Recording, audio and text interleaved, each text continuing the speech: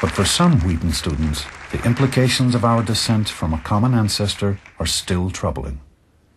How do you connect the Genesis account of man being unique in God's eyes and we're made in the image of God with us descending from a common ancestor? Mm-hmm. I think understanding what it means to be made in the image of God is a very, very important question.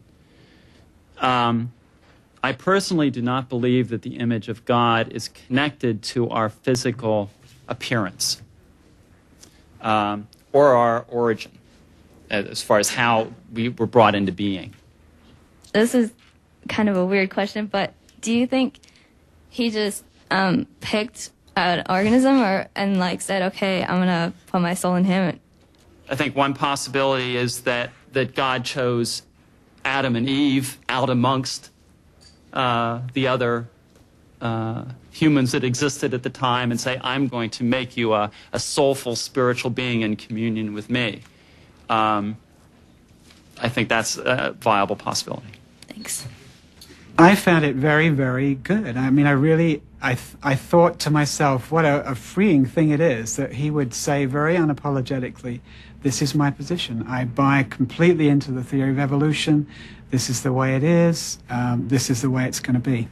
Just from what I heard from Dr. Miller, I talked it over with my roommate afterwards, and what was refreshing, she and I think a lot alike, so this wasn't terribly surprising, but for us it was incredibly refreshing to have someone come and blatantly say, I am an evangelical Christian and I believe in evolution, and to not blink. That was very exciting for both of us, because I feel that sometimes the professors here may believe that, but they can't openly come out and say this is what I feel, because it's like coming out of the closet almost in our interpretation, because you don't want to do that, because then someone may label you a liberal, God forbid.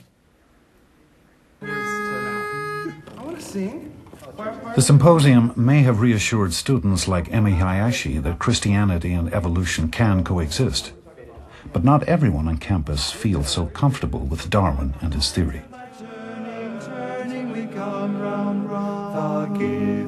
Peter Slayton is an anthropology major, a singer, and, he says, a Texan born in the Bible Belt.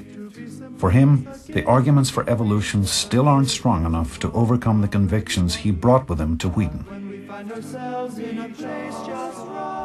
At this point, I'm still asking questions. Like, I don't know. If I had to pick a side, I would probably pick young earth creationism, just because that's what I grew up with. That's what I'm comfortable with. And so far, nothing in evolution has been able to convince me, like, soundly, that this is the way it happened. 1, 2, 3. The give to. Yeah, maybe play the bit after we're done singing. Yeah, after we're done singing. I think what upsets me about the issue is the fact that one way or another you're called to reinterpret something. Like, if you pick sides, the other side's going to accuse you of either doing bad science or doing bad theology.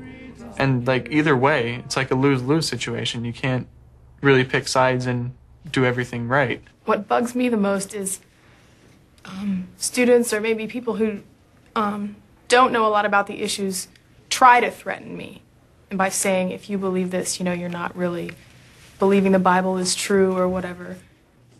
Beth Stubing, a pre-med student in her final year at Wheaton, is the daughter of missionaries. She grew up in Zambia, surrounded by nature. We live kind of outside of town in the forest, and we just kept all sorts of pets like chameleons, bush babies, snakes, you name it. So we were always kind of surrounded by nature, and I didn't really grow up with the baggage of, six-day creation is the only way to go.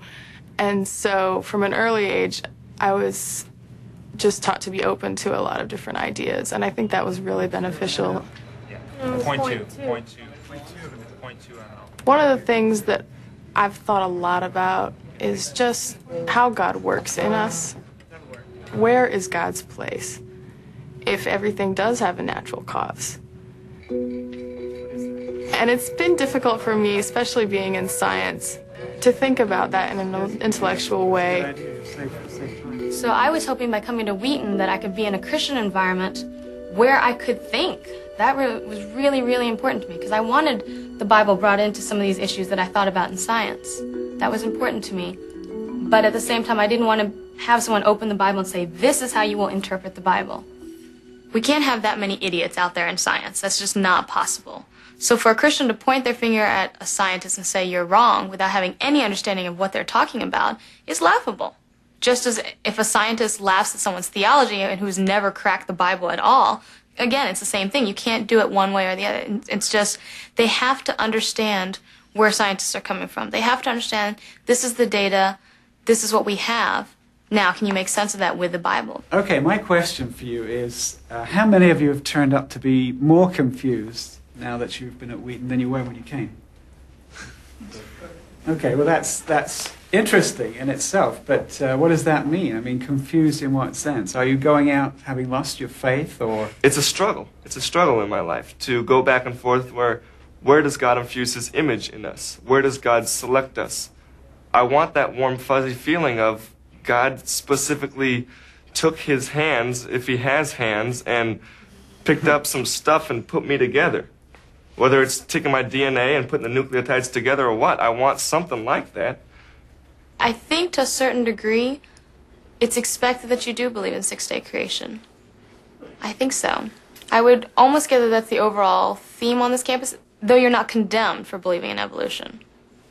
There's a distinction, because six-day creation is taught in Sunday school, and I'd say 75% of us come from the Sunday school background, so that's all we've learned.